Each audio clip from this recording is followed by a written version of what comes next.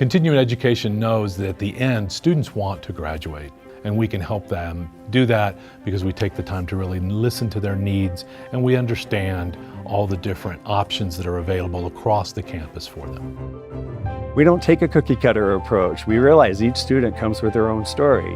So whether it's a part-time student looking to complete a degree program or someone just looking for online courses, we're there to connect them to the resources of the university.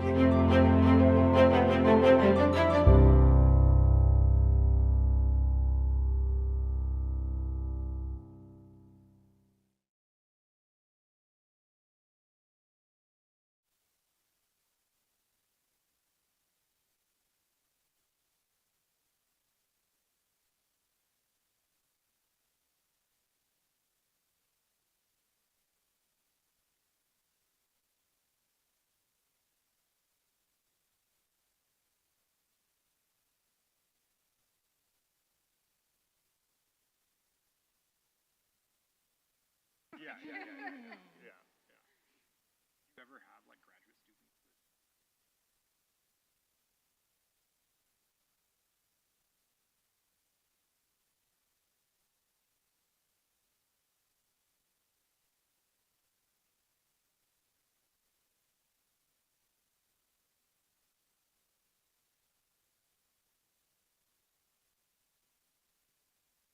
Right. Yeah. Of course. Yeah.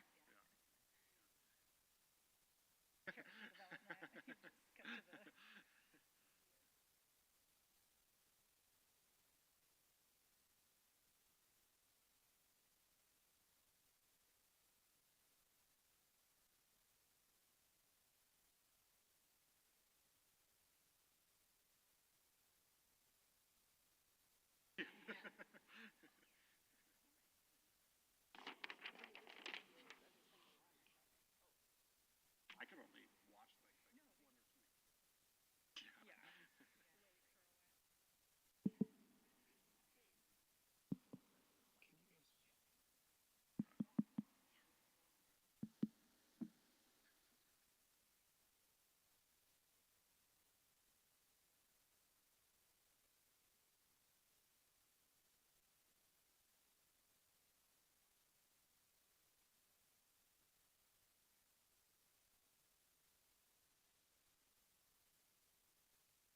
Gonna run the video. Yeah, just like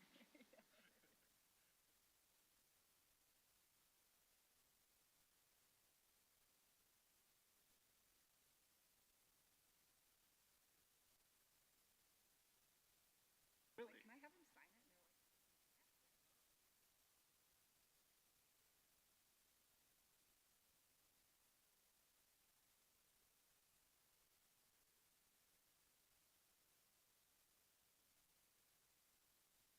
Bad information.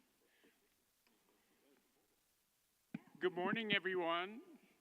I think we're ready to get started. My name is Sam Weaver, and for recording purposes, today is April 11th, 2024. It is 12:02 p.m., and this is panel number 17953. The title of the panel today is AI, Quantum, and Technology Innovation, Will the Rich Get Richer? Before we get started, the University of Colorado Boulder, Colorado's flagship university, honors and recognizes the many contributions of indigenous peoples in our state. CU Boulder acknowledges that it is located on the traditional territories and ancestral homelands of the Cheyenne, Arapaho, Ute, and many other Native American nations. Their forced removal from these territories has caused devastating and lasting impacts. While the University of Colorado Boulder can never undo or rectify the devastation wrought on indigenous peoples, we commit to improving and enhancing engagement with indigenous peoples and issues locally and globally. We will do this by recognizing and amplifying the voices of indigenous CU Boulder students, staff, faculty, and their work, educating, conducting research, supporting student success, and integrating indigenous knowledge, and consulting, engaging, and working collaboratively with tribal nations to enhance our ability to provide access and culturally sensitive support, and to recruit, retain, and graduate Native American students in a climate that is inclusive and respectful. One other thing I'd like to mention is that we want to make sure that you get a chance to ask questions of our panelists, and this is how we're going to handle Q&A. We'll reserve the end of the discussion for that Q&A about 25 minutes before the end of the panel. I will turn to audience questions. We're using a note card system to receive questions from you all, the audience. At any time in the session, simply raise your hand to request a note card and pencil from one of our producers who will be around the auditorium. Please write your question legibly. If you're a student, a CU student or other student, please note this in your question on the card because the student questions will get priority. When you finish writing your question, raise your hand to hand it to the producer who will bring it up to me. I urge everyone to please make your questions brief and to the point, and please make them questions. And now I'd like to do a brief introduction of each panelist. I'm going to mention their name and just a few things that are on their bio, and then I'll turn to the panelists and ask them to give us 2 or 3 minutes of background on their work, their approach, and then the subject matter at hand. So tie the background to the subject matter at hand. So I'll start with myself. My name is Sam Weaver. I've been in Boulder since 1989. In the first 10 years I was here, I worked at CU Boulder as a researcher in optical computing, and we worked on quantum computing and neural networks at the time. So it's been interesting for me to see this panel title and the panelists I get to talk to, because I saw some of these technologies in their development, including Bose-Einstein condensate, which was done here at GILA at the University of Colorado, which opened up quantum computing as a technology that's available to the world. So there's a connection that I have to this, and I'm so excited by this panel and to hear from everyone else. And then I will turn next to our first panelist, Natalie Garrett. Natalie's professional career has spanned many fields. She's an independent researcher, and some of the work she's done in the past has included an educational technology startup and international startup consulting.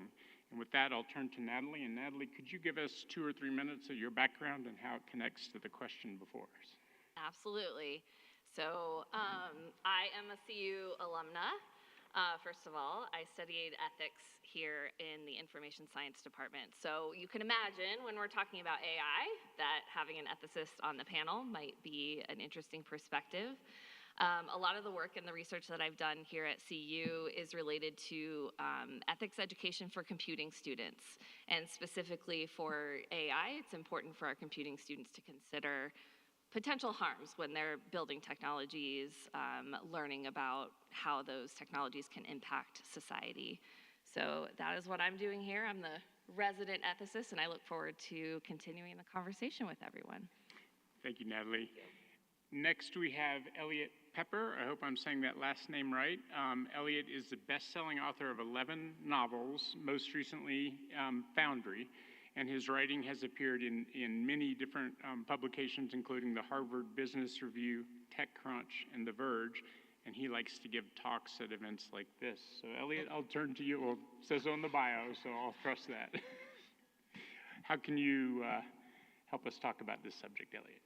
Yeah, when I think about the subject of this panel, back in 2016, I wrote a science fiction novel that takes place in a near future where you can imagine there's a company called Cumulus that if you imagine that Google ate Facebook, ate NVIDIA, ate all the other big tech companies and sort of mashed together, that it would create tremendous inequality. And so in this future, there are sort of really segregated, like socioeconomically segregated areas of the San Francisco Bay Area, and the sort of monopoly that runs everything has so much power over government. It's messy. And if you look at what's going on in generative AI today, I mean, like Mark Zuckerberg was recently bragging about buying the most H100 chips, and that's why you should go work for him if you're an AI researcher, right?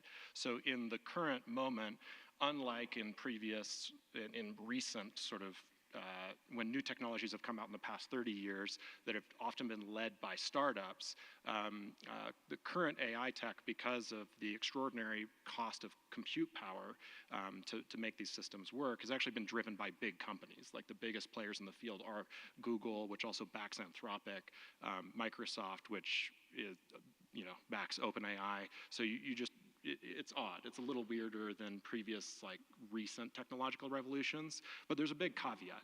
If you read back through the archives of the New York Times business section many years ago, when the telegraph was like a new technology that was coming out and becoming popularized, there were op-eds that said, because people using the telegraph will be able to communicate with each other in minutes, this is going to create extreme income inequality, because those who can afford to send the messages will be able to get way out ahead of those who can't afford to send the messages. And if you look back at 2008 with the sort of scandals around high-frequency trading, you can see the exact same op-ed if you sort of did find and replace on the word telegraph, and it would be microwave towers for high-frequency traders. That like this would just lead to extreme economic inequality. And really, when you're at the beginning of any new kind of technological, like when any new technology comes out and we don't know really what it's going to do, you can go back through that archive and find op-eds that all sort of harp on this. And I think the thing to keep in mind is that what technology does in the short run is different from what it does in the medium and long run, right? I think that probably most of the people in this room, when you think of the main drivers of economic inequality in America today, do not think of the telegraph as like the most important variable to pay attention to. And so when I look at the world that we live in today, you know, I think that AI, like these new AI technologies, are actually like a pretty minor variable in that equation when you compare it with looking at housing issues, like the cost of education and student debt, like the way that how inefficient and expensive healthcare is in America. Like many of those issues, I think, are much bigger drivers in people's actual lives, of putting them in precarious financial situations and sort of making that picture worse. So that's how I take a look. Thank you, Elliot. And the last panelist today is Heather Demarest, who's a professor of the philosophy of physics, is what I've written down here. She is assistant professor of philosophy, chair of the Committee on the History and Philosophy of Science at CU Boulder. So, Heather, why don't you tell us about your background and what you'd like to talk about? Yeah, so I am also a CU alumna. I graduated from CU with degrees in physics and philosophy, and then returned to be a professor. So, and I actually, when I was an undergrad, I also worked on the Bose-Einstein condensate with Eric Cornell, so it's a fun connection. And my philosophy of physics has helped me to think carefully about issues in quantum mechanics, so interpretive questions. What's happening when physicists say things like a particle has and doesn't have a position? And you say, what does that mean? And they say, go ask a philosopher. I get to be the philosopher that people go ask. So that's fun for me. So that, I think, is the quantum part of the connection, and the quantum technology, which I think is still very much in its infancy in terms of effects on kind of global inequality. AI, I think, is much more relevant now. Not to say that in another 20 years, the quantum situation might look very different. And as far as that goes, I think what philosophy can bring to the discussion is a kind of open-minded and curious and outside of the box perspective. So while a lot of people like to be very unimpressed by AI and, oh, I caught it hallucinating, or it's not actually as good as some people, philosophers, I think, can be less, I don't know, threatened, kind of more like, wow, what is this new technology, and what could the possible futures look like, where AI, continues on the very exponential curve that we've seen so far. And then also, of course, thinking ethically about what does this mean? What might be some out-of-the-box ways we could restructure society so that we don't end up with the kind of radical disparity between the haves and the have-nots. Philosophers, I think, can sometimes shine in being able to think of things that other people used to the current systems might ignore or not might not occur to them. Very good. Well, thanks very much, and this panel is going to be every bit as good as I was hoping it would be. So I'm going to dig into the AI a little bit, because I agree with what Heather said. I think quantum has so much hardware components to it that are still in development. There's new physics that what it will do is going to be very impactful, but that may not show up for a while. AI is here today. So in the New York Times in the last 24 hours, there have been 3 stories on AI. One, David Wallace Wells, what war by AI actually looks like. That's military, and that's today's conflicts going on in Ukraine and Gaza. Then Rob Copeland has a story called The Worst Part of a Wall Street Career May Be Coming to an End. So that's finance, and that's how many, many interns who want to work for investment banks may have their jobs replaced even before they get them. And the last one is Axios sees AI coming and shifts its strategy, which is about journalism. So in the nation's newspaper of record has 3 stories in 24 hours about the potential impacts. I think we can say it's here. I'm a technology developer at heart, and I've been starting a new company with a buddy, and we are using our competing AIs to learn about how AI works. He's using ChatGPT, and I'm using Gemini. So I had Gemini come up with 2 pages of questions for today's session, and I will ask some of these questions from Gemini AI, but I could have generated all of these. It just happened to do it in 1 second, where I would have had to take half an hour to do it. So I will just kick it off to the panelists saying, I think AI is here. And so I know that we're concerned about what happens 20 years from now, but what about the next 2 years? How can we, as a society, shape AI now, in the next 2 years, to avoid some of the worst dystopian outcomes, rather than experience them in a decade or so? So I think I'd like to start at the other end of the table. Heather, if you'd start us off with the philosopher's perspective of how to shape our future. Yeah, I mean, I feel like that's a softball. The worst possible consequence of AI. As a philosopher, the worst consequence is something called existential risk, right? So those of you who are familiar with science fiction will know that one of the worries of something that becomes super intelligent or that seizes control of some of the power distribution centers, it could be that AI decides whatever goal it's been given or whatever goal it's given itself is the most important thing, and that everything needs to be in service of that. So the famous example is the paperclip factory, where the AI has been given a goal of maximizing the paperclip output. And instead of doing what any normal, reasonable human CEO might do, which is there are certain constraints in place, the AI thinks, well, the first obstacle is that they shut me down, because then I wouldn't be able to produce any paper clips. And so the first thing I need to do is make sure I can't be shut off.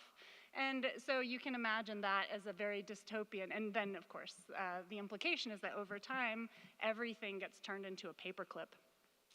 It takes over the Earth, everything on the Earth becomes a paperclip, takes over nearby star systems. And one of the things you might think is that would be a terrible result for AI. And one of the things that we worry a lot about as philosophers of AI is called alignment. And this is the idea that AI should have the same values as humans, so that when you ask it to maximize paperclip production, it doesn't do so at the expense of all human and Earth life. And then you might also worry on the flip side of that, of course, is what if AI does share all of our values?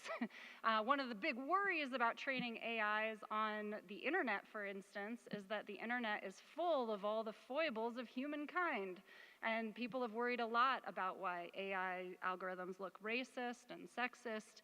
And you might think, is this a problem with the AI? And you say, no, it's a problem with us, right? It's the problem with humanity. It's trained on all of our data. So I think those are 2 of the very serious risks, right, in relating to AI alignment that we face right now. One is that it won't share our values, but will become too powerful too quick. The other is that it will share our values, and our values aren't always great. Perfect. So I said problems. Maybe I'll pass it to you for what we can do. So you don't look at it supposed to see what we should do about it. I'm sorry. Leave it at that. Yeah, asking the guy who makes things up for a living what we should do is maybe a dangerous segue. Yeah, I mean, when I think about the next 2 years, because that's really what your question was about, I think that the thing to remember is that we're at the jagged edge of a new frontier. That's why in the New York Times you had those 3 very different articles that not only were about different fields, but also, even you could tell, even from the headline, had different takes, right? And I think that some investment banks are are going to leverage some of these tools to hire fewer first-year interns, per that article. And some investment banks are going to help upskill the interns so that they can actually build their business faster and better because they have tools that replace the boring manual work those interns were doing. And so when I think about like the ethical questions for AI in a really short-term time frame, I actually feel like it sort of devolves back to just like normal ethical questions that humans have to face all the time. Like if you're the one running that investment bank, like are you doing it to try to like benefit your clients, or are you doing it to try to like increase your net worth? Right? And I think that a lot of these sort of devolve back to that. And so I would think that if what you want to do because everything is changing so fast right now, I would be very careful with anybody making strong predictions about where this is going and what it means for society, which is actually a real challenge for government and regulation, right? If you don't have a clear picture of where you're going, it's hard to make rules yet.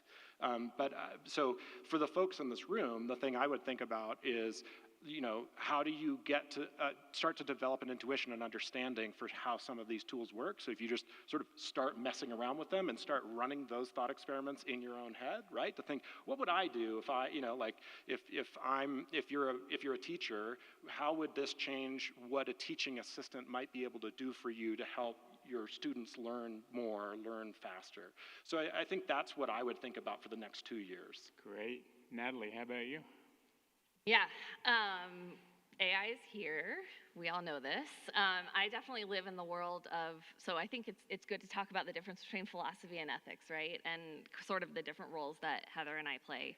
I come from the startup world, and really I think about all of these things in the context of history. So Elliot shared a little bit of the history of, you know, technologies and the telegraph and things like that, and the context of how those sort of technical hype cycles, how they manifest in society.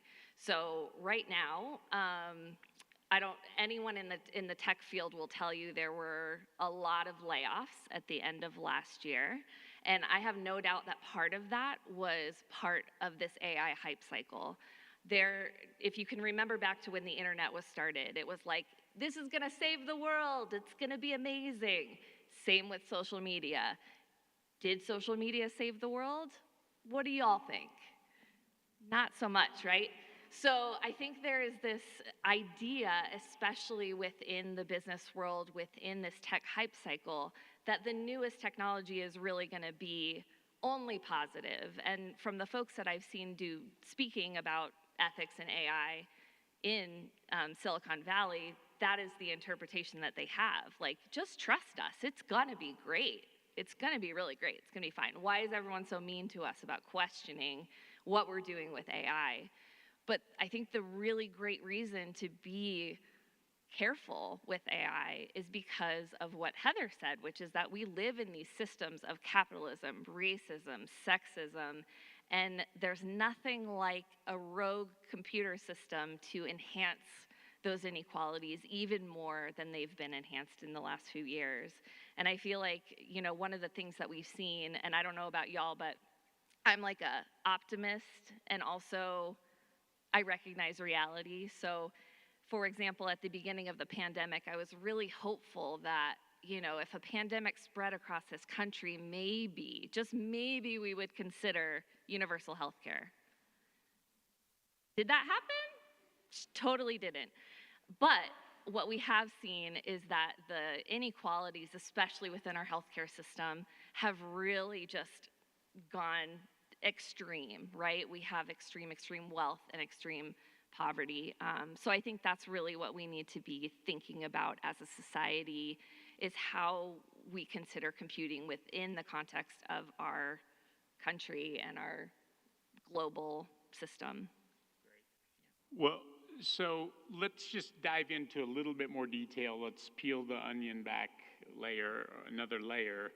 When these neural networks, these artificial intelligence, ChatGPT and Gemini, when they're trained, part of training a neural network is showing it a test case, asking it to do a classification, and then telling it whether it got right or wrong with that classification.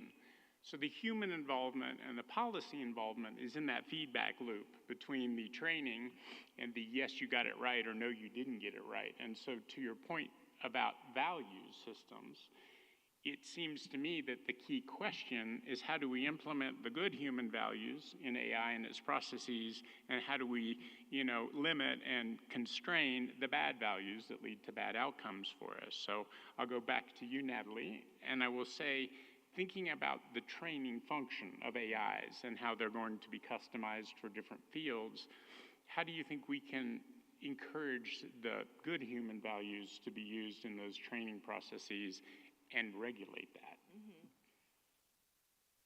This is a hard question because do I share the same values as Elliot and Heather? Maybe, possibly. But that's the big question, is whose values? But I do think that one of the things that needs to happen, and tech does not like to hear this, but it needs to slow down a little bit. So I did hear, and I'm so sorry, I've forgotten her name, but I heard someone speak from Anthropic, and she was saying that they're building in guardrails, right? So they have a system that is within the model that has guardrails of, these are your limits, these are your values. We will know when our system goes off the rails, right? And I think we're seeing the companies that may not have those guardrails go off the rails. And so I think that what is important is having the human aspect in the loop of the training. And also, I also think it's very important to be transparent on where is your training data coming from, and what does that look like, and have you done your due diligence to make sure that your data is as unbiased as possible, given the biased world that we live in. Super. You two like to pick up on that question? Sure. So when I think about this, it's a really subtle question, and one that's being debated at a lot of levels, both in Silicon Valley and in DC right now. When I think about this, I think it's very important what you just said about making sure that companies are forced to be more transparent about where they're sourcing their training data. We are already in sort of a societal renegotiation of intellectual property law and how that's going to relate to these models, which are currently basically using a moral taking for that data. But I also think there's an easy mistake that I see getting made a lot in these debates, which is that because you connected fine-tuning and potential regulatory approaches. Now, every one of the major companies here, there are open source systems with no guardrails, but every single one of the major models has guardrails built in to their fine-tuning, and they're different from each other. So you can actually see that when you're interacting with Gemini versus ChatGPT versus Claude, right? Those guardrails are shaping the answers you're getting, but I think that lawmaking on the fine-tuning level right now will be very, very, very difficult to do well in the best case scenario. And the reason is this. If you imagine when Microsoft Office first came out and was deployed across accounting firms, if the Senate had passed rules that said Microsoft needs to bake into Microsoft Office ways that would prevent the cells from being used for money laundering, that would be almost impossible, right? That law would never work. That isn't how software functions. And right now, a lot of lawmakers are thinking at the wrong level of abstraction about these AI tools. They should be very, very worried about all the bad things people can do with them, but trying to insert regulatory measures in the actual software architecture at this point, I think is a big mistake. Mm-hmm. Great, thank you very much. And Heather, how would you like to think about that? Because I thought that was a really interesting take. How do you think about how regulation might be applied at this stage or in the near term? How could it work rather than, I agree with the analogy he gave, you can't make a cell in Excel not be used for money laundering. Is there anything that can be done now to help understand the guardrails and to help line them up so that they're not different between AI producers? I mean, I think this is a very difficult question because of, the different systems involved, the different companies that are involved, and of course they're competing against each other. So they're wanting to kind of go as quickly, all the companies that started off saying we're gonna go very slowly, we're very worried about this, have now completely flipped, and we see they're just going as fast as possible. On the other hand, I think it's been surprising how ethical most of the interactions with the AIs, the chatbots and stuff are, because if you ask it to do something illegal or unethical, it will typically say, I can't do that, I won't do that. And so it takes a bit of finesse, a bit of tinkering to figure out how to jailbreak them in order to give you this kind of information. I think in some ways that's just lucky, right? It's lucky that the people who are developing this have cared enough that we have those kinds of guardrails in place. But like, for instance, I know one of the people who works on providing feedback, right? So they get the results and they say, which answer's better, right? And they have to select which answer's better. And they're one of the many, many humans that's providing this kind of fine tuning. And so you might think, insofar as we've chosen those people pretty well, you'll expect the values to match up with those particular humans. Again, you have all the same kinds of worries, right? Even people who don't want to be racist and sexist often are by accident, and the kinds of answers you might get might not be exactly right. Also, they can be jailbroken, right? So you can feed it the right kinds of sequences of symbols, and it will tell you the kinds of information it's not supposed to. I see that more as a feature of just how difficult it is. I mean, often if we want to understand why the AI is giving us the answer it is, the best way to do it is to just ask. We can't actually kind of open the hood and say, well, where in the algorithm is it going wrong? Because we just don't know enough about how neural nets work in general and in AIs specifically. So I do think that this makes it very difficult. As far as regulatory structure, I feel like the government tends to lag behind in the kinds of solutions that are effective for new technology. We, I think, have a lot of at the beginning of the AI kind of software development, they were begging regulators to help them. They're like, how should we do this? We would like feedback. We would like guidance on what we're supposed to be doing. And they just had no clue, right? These regulators weren't experts in the field. They didn't know about the difference between training data and fine-tuning or any of this stuff. So I don't know that they're necessarily the best. Probably they need a, think tank and experts, and they need people to defer to that expertise in a political domain, which is very difficult for politicians to do, I think.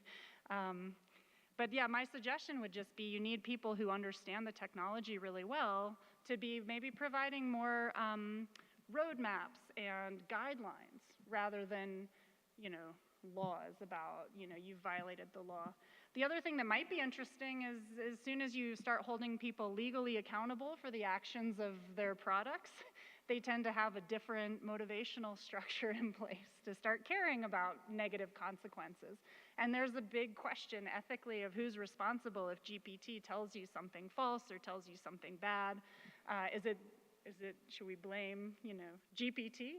Or should we blame OpenAI? Or should we blame Microsoft, right? There's a whole structure there that it would be nice to have some more legal information about where does the buck stop when something goes wrong.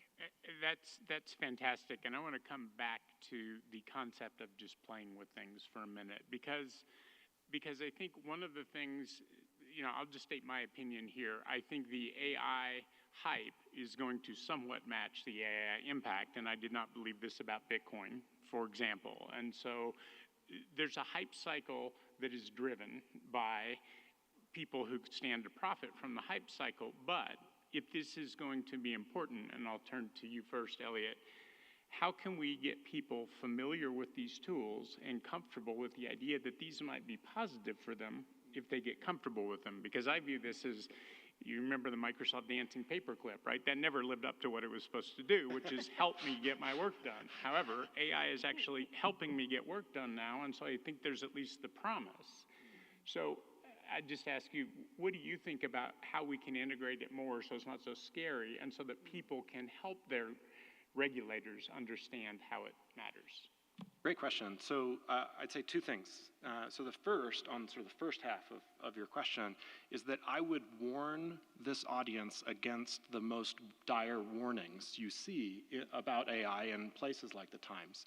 So Natalie mentioned that there are a lot of folks in the Valley working on this tech that are sort of present a techno-optimist view of like how the future will go. But there's also a total flip side to that. Like if you look at Sam Altman's like congressional testimonies, all he talks about is existential risk, right? And same with all of the large, Google, all of these companies have massive lobbying budgets and they are deploying them to paint a very scary picture of where AI will go, because they know if they get a very strong voice in the shaping of laws around it, it's really easy to write laws that make it so that only Microsoft and Google and the other players are allowed to compete in this space. And that's like a very common playbook in corporate lobbying. So just beware the super optimistic claims, and also beware the super dire claims from folks who actually have a stake in the game, right? Now, for the second half of your question, how do you actually play with this stuff, and like what does it mean? Well, for me personally, like I basically learn by doing projects, like just making stuff in your life. So, I mean, like a very basic example would be like last week I was making breakfast for my wife, and I used I think it was Claude to ask it just how long to boil an egg to get it like the right level of soft boiled. And like, as maybe other people who sometimes boil eggs in this room can attest, like if you Google that now, you're like, all the 10 links have like, they're all SEO optimized, so they have like a long personal narrative on like why the person loves eggs, and then there are like 15 ads popping up in your face. And asking the AI app, it was just like 6 minutes, and it worked. And so I didn't use that because I was like, oh, I just want to use AI. I used it because I wanted to boil an egg right. And so I would say that whatever the projects are in your life, like whether they're at work, whether they're personal and you're like planning a dinner party, like whatever it is, if you start leveraging these tools to do that in the same way that you might use YouTube to figure out how to fix a sink, you'll start figuring out what the tool is most useful for, where the positive affordances are, that you actually can use YouTube to help fix a sink, even though you can also fall down a YouTube rabbit hole that will make you depressed, right? Like those are that's the intuition that humans have built on how to use YouTube. And like we all need to start building that intuition for how to use these new AI tools, because they require a new intuition, and the only way to get there is through practice. And Natalie, what do you think about experimenting with AI? Yeah, I think experimenting with AI is great. I also wanted to just add on to a few things that have been said, which is that there is a lag in regulatory systems, right? That serves us in a lot of ways for innovation. So, like it is impossible to regulate something that you don't know anything about. And I think that as humans, especially in the United States, we're not great at saying we don't know what we don't know yet. But I think that's a very important period of time that we're in right now, is that we don't know what we don't know. We're in this liminal phase of how is AI going to impact the world that we live in. We've seen it, do really well. We've seen it fail. But I think that I really like what Elliot said about experimenting with it. I think we can all learn a lot from using AI tools in our everyday and seeing how it impacts us and our work, and use your own intuition. I really like that as well, because it's a computer. Like no matter how we talk about AI, it's still just a computer where you like put a bunch of stuff in and someone pushes a button and then it dumps a bunch of stuff out. And so you have to use your own judgment about how it works for you and how it doesn't. Yeah, I mean, I love chatting with the AIs, because I feel like it's kind of like having a very smart person that's just there and available for you to ask any question. And as a knowledge worker in particular, whenever I teach about something, I'm always like, I wonder what the history of that really, and a quick like you said, you get almost always exactly the information you wanted, not much more, not much less. Now, I don't do it for the high level, professor article writing that I do because it's not there yet, but I think it's close. And the thing that I always come back to is looking at the curve, right, of how fast all of these models have improved so drastically over the last several years. And no one really knew that the language model, the large language model, was going to be the way that AI took off. People had a bunch of different hypotheses, and for a long time, philosophers and linguists thought that you would have to hard code in all the rules of grammar, all the kind of top down, you'd have to give the computer algorithms. And it turned out that wasn't how it worked. It turns out you put a neural net and you just let it learn, right? You give it a bunch of data and tell it how it's doing it, incorporating that data, and pretty soon it's very, very, very good. So a little bit like, what is this going to be good for? I feel like, well, I'm like, 2 years in, give me a minute. And what I think is really interesting is the neural net structure in a lot of the way that it's designed mimics neural nets that humans, like our own brains, and that structure. And so you think, well, how, you ask a chimp, what's a human brain going to be capable of? And their answer is not going to be very good. So I do worry that, what's this going to be good for? Well, today, tomorrow, it's great for things like planning my class or writing, giving me pictures for my slides. It's great for asking questions about how to boil an egg and these kinds of things. It's really fun just to chat to you as well, to kind of work out ideas. I think, what will it be good for in the next 2 years? I have no idea. I mean, it's funny, they call this moving the goalposts, right? At first, when people had these models, they said, and there's this old test called the Turing test back to 1950. Alan Turing said, as soon as you can't tell whether you're talking to a human or a computer, then we will know, right? We've got true conscious machines. And what happened is then, people said, well, I won't believe it's truly very good until it can, right? And they would put something in that space. And at first it was like, they'll never be able to beat humans at chess. And that was weirdly one of the first things they could do.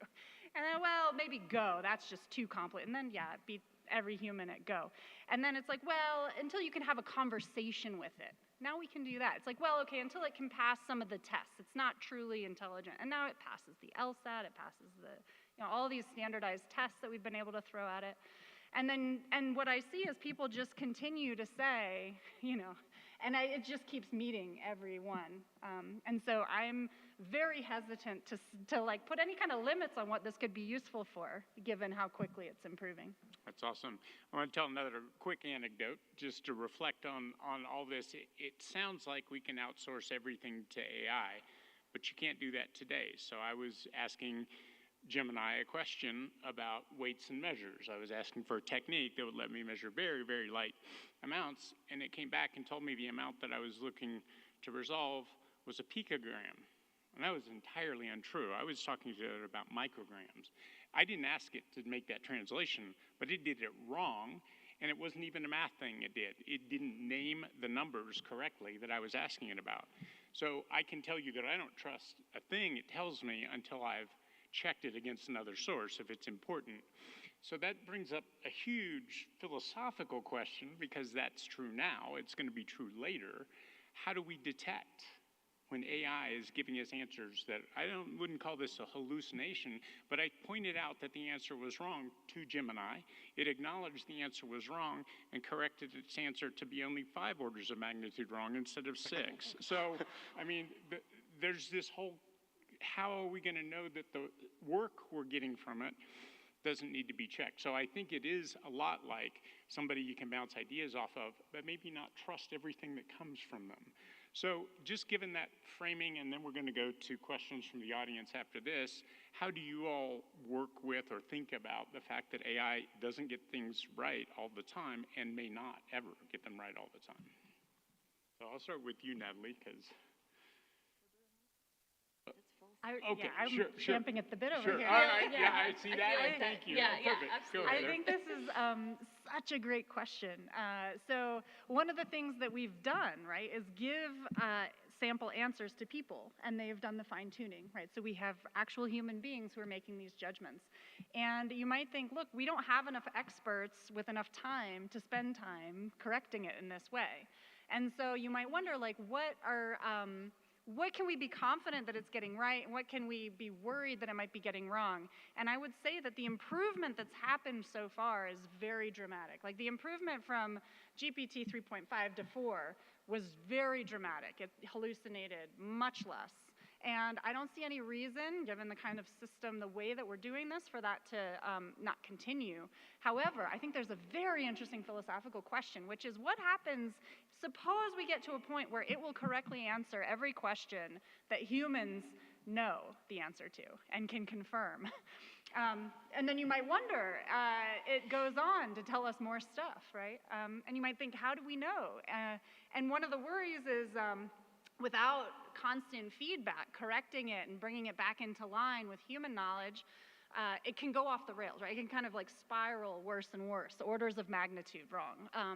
And so you might think just talking to itself or other iterations of itself won't be enough to extend human knowledge beyond what we're able to verify and reinforce for it. And this is where it gets really fun. Like Natalie was saying, it's just a machine. But of course, we can do whatever we want with machines, and one of the things that we have wanted to and have done is put it into a body. So we've put, some of these AI algorithms into Figure, right, which is like an Android body. And so you might think what we need to do in order to make sure we're actually getting better knowledge that might outstrip human knowledge is to let AI have a lab, right? What questions does AI want to investigate? How would it control a telescope if it was given, the ability to do that? And so I think that that's a very fun possibility, also a very scary possibility. But if we want AI, and I kind of dodged your question about the current mistakes because I feel like those are probably temporary as we continue to rein it in and it continues to do better. And we give it more human feedback, more knowledge that humans actually have. But then I think the really interesting question is how would you push that knowledge past humans' current knowledge? If it really does become super intelligent, as many of these optimistic tech bros claim it will, then how do we know that any of the knowledge it's claiming to produce that no human could verify is actually right? And with math, it might be easier because you can just check, does the proof work? It's not one any human had thought of, but does it work? You might worry with physics, it's positing a new field. Should we believe that there is such a field or not? And so one of the potential solutions is to embody it, right? To give it the kinds of sensory apparatus that humans currently have that might then allow it to extend that knowledge. When you use a calculator, you plug in the numbers, you do the operation, and you're not concerned about the answer, right? Like it's doing deterministic calculations to tell you what's going to come out the other end. And I think a lot of us think of computers sort of as big calculators. You can do more stuff with them, but like effectively we assume that they have deterministic reasoning. And I think that something that's really interesting about these new systems is that they're probabilistic. Like these systems take a snapshot of the internet, and when you put in a prompt or ask it a question, it is synthesizing a statistical representation based on the patterns that it is finding in its picture of the internet and presenting that to you. It doesn't know anything about the real world. Like that's the humans involved in fine-tuning are trying to tell it some things about the real world, but there are many questions that are not as simple as a math question where there might be multiple correct answers or what have you. So it's really messy. Now I probably shouldn't admit this as a writer, especially one sitting next to an ethicist, but when I was in high school, I always loved reading books. Like I read a ton of books, but I really was quite uninterested in many of the books that were on the English syllabus, right? So when there was a book that was on the syllabus and I started to read it and I didn't like it, I just stopped reading it. And I would make up an essay, right? Like you had to like hand in homework. So I would just like make it up out of my head. And like, you'd go in for class and there would be discussions where the teacher would be giving you a leading question about a theme. And so when I was called on, I would just improv an answer based on the theme. And it almost always worked. Like I got A's in English, right? And like that person, that student who didn't read the book but is really good at bullshitting you is basically how you should think about these AI systems, right? It's not that they're stupid, it's not that they're necessarily malicious, they might be giving it in a really enthusiastic and helpful way, but you really can't trust them for a lot of stuff. For some questions, that's getting better and better, but I think that compared to sort of the habits that we've built up with computers, where we're like, you are gonna give me a neutral, objective answer when I put something into you, even if like I don't find the answer useful, that is not the right logic for interacting with these systems. And it's much more helpful to think about them as like very enthusiastic and perhaps like generous bullshitters. Nice. Natalie? That's really great. So yeah, a lot of my role, especially in helping computer scientists be educated about ethics, is to take like 10 steps back. So the question that Sam proposed was, what do we do when it's wrong, right? I think that taking 10 steps back would look like recognizing that this thing can be wrong, and like very, very wrong, and to remember that it's a bullshitter ultimately. So I think that's number one. And what we try to do, I've done this with my colleague Casey Fiesler in information science, is we actually use science fiction and imagination to think about the ways in which technology can go wrong. And one of the practices that we do is have especially computing students who have been in the weeds learning how to code, we put ethics assignments into their beginning computing courses so that they can think about the fact that, for example, I used to work in college admissions, and I created an assignment for computing students to understand how college admissions works, which, right, is ultimately math, but when you take 2 steps back, you recognize that each of those pieces of information is an individual, and these decisions that computers are making have an impact on an individual's life, and then have an impact on that individual's family's life. And so what we try to do is make the computing process real to these students so that they can imagine what it is like to actually have a technology impact people and society. And one of the other ways, I talked about this before we started, but one of the other ways we have students do this is has anyone seen Black Mirror? We have students create Black Mirror episodes. So a short synopsis of like, and one of them that I just came up with is like, what would the personality of AI be? So like, if we just let AI be a person, how could you imagine who that person is? Elliot imagines that person as a total bullshitter, which I think is probably accurate. So those are some of the things that we do to help computing students think about what they're doing and what their impact could be. Can I jump in with one really quick thing Sure, that you sure. just inspired? So one really funny publication that came out recently showed that if you ask, I think it was Gemini, if you tell Gemini that it's a Starfleet commander, it does math more accurately.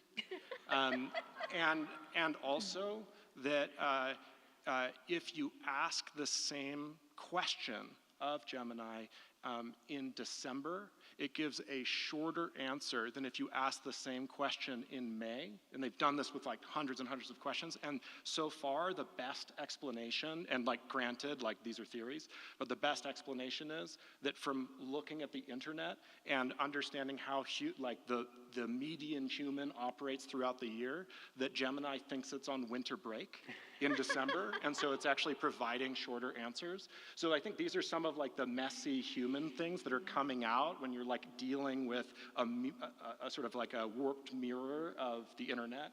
It's just sort of fascinating and silly. Super fascinating and super silly. But it takes us perfectly into, I'm going to go to audience questions now. And here's one that has 2 parts. I'm going to read both parts and let everybody just riff on it, because I think both are important. It's a student question. So Asimov, meaning Isaac Asimov, famously had 3 laws of robotics, and these were to protect humans from robots.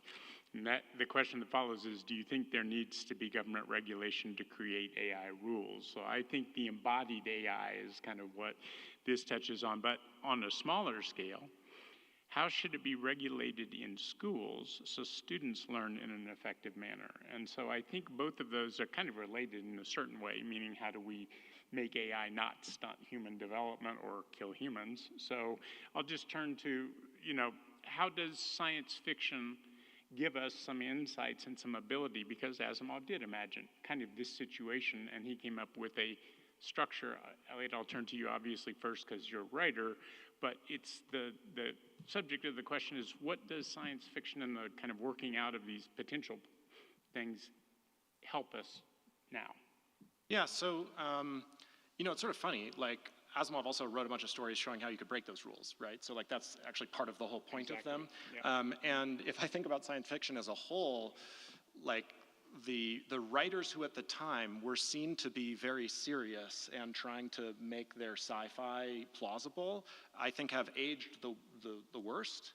And a lot of the writers who at the time sort of did these sort of seemingly ridiculous things have aged the best. Like, I think Douglas Adams with The Hitchhiker's Guide to the Galaxy is maybe one of the better novels for like understanding LLMs.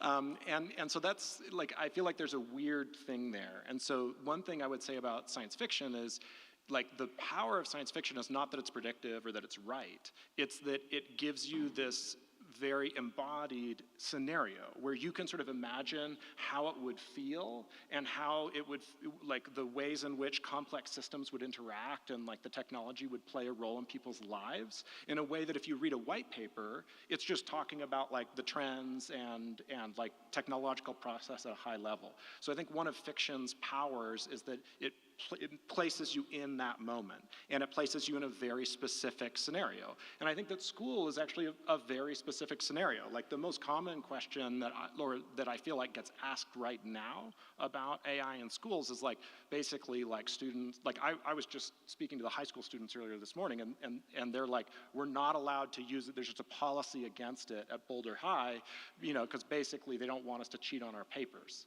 And I think that I don't think that's going to work. The thing that I would try to think about is, okay, we know that a student can use these tools to help with their paper, right? But like, how can we find ways to use these tools to help them learn better and to help them master tools that will surely be important for them as they grow up and try to do things in the world, right? And I actually think there are some really cool affordances here. As a writer, like, my dad's a professor at San Francisco State, and he has complained for decades that his incoming freshmen are worse and worse writers every year. And I think that this is mostly, that may be because he's a curmudgeon, but to the extent that it's not, I think that, teaching people to write is a lot of work. Like, it's a lot of like one-on-one, you have to like, redline their essays. It's really hard for teachers. And if you have 40 students and one teacher, it's essentially impossible. And I think that that's actually an area where some of these tools could be really beneficially deployed, where if you're using an AI tool to give editorial feedback to someone who is learning to write, like, that's an extremely useful use case because it can be specific to their prose rather than being just like, you got an A or you got a C. Well, how are you going to do better on the next one? So that's how I tend to think about this stuff. Natalie, education. Yeah, I am nodding my head a lot because, so right now there's a lot of controversy out there about cheating and using AI for writing and things like that. There are students who are getting kicked out of school because they're being accused of using AI to write essays when it's really just they've used Grammarly, which if anyone has used that, it just checks your grammar. But yeah, for education, it's sort of similar to regulation, that it just takes a bit for education to catch on to these new technologies. But I think Elliot nailed it. It's really important for students, and I think it's hard for those who teach. You understand that there are students who are like really excited about learning, right? I'm one of those people. I'm, a giant nerd. I love school. I love research, love learning. Would never think about cheating because I wouldn't actually learn it, right? And then there's a group of people who just want to get through school, right? Who just want to get their C grade or whatever and finish. So one of the things that my PhD advisor talks about is that we really want to be here for the students and the learners who really want to learn their craft, learn writing, learn math. You know, some people are going to take advantage of that system, but let's not change our policies based on these folks who are going to take advantage of the system. Let's support the folks who really want to learn. And I do think that there's a massive place for AI to help people who are excited about learning. And again, I could go into like a whole rant on how the education system needs to shift and change and et cetera, but there's just a really great opportunity for making learning individualized and experiential using AI in a way that, you know, our teachers who are spread so thin just cannot do that for every single student. So I think there's a real big opportunity there. Sweet. Well, that's going to lead me into the next question, which I'll bring to you, Heather, because we've moved into education, which is how's this going to really play out in human systems? And so here's another human system that a lot of people have concerns about, and that is creative professions. And so this question from a CU student is, there are many gaps between the legal system and AI with regard to copyright. With that in mind, what are some of the solutions to protect human content creators and their work, especially in AI training data?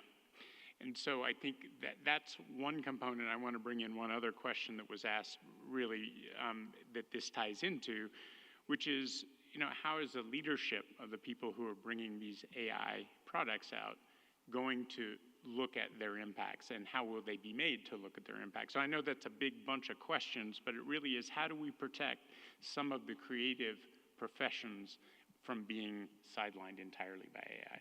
Heather? Gosh, I was really hoping I could comment on the cheating. You comment on both. Start with can cheating and cheat and move just to answer that. that question. No, that's fine.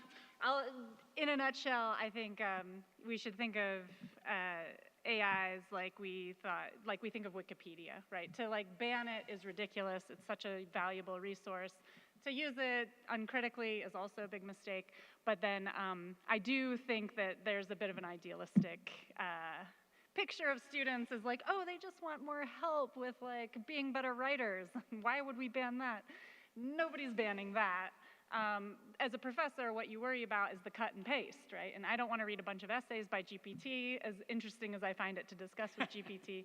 I want to see what my students write. Part of my job is making sure my students are learning to write essays. And so part of the way that I do that is by telling them they cannot cut and paste from GPT. And then how to enforce that is a super interesting, difficult question. Yeah, about artistic copyright stuff, I think it's a really important question, and I'm gonna maybe be a little bit more outside of the box and say I think it's missing the target.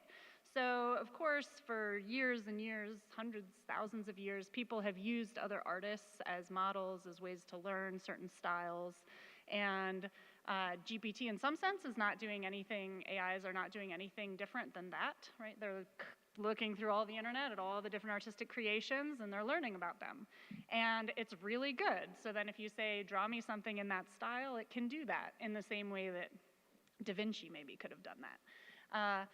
And then you worry a lot, though, because the original artist, right, says, but that's my style, or that's my work, and you just made something that looks very similar, and now that's available for free, right? So I don't see the problem there as really being one that we can solve by saying, oh, we should never have given it access to all of these artistic creations. It shouldn't have been trained on that. I think it should have. I think it's part of what makes us uniquely human. It's what makes our culture very interesting. It's something it should learn about.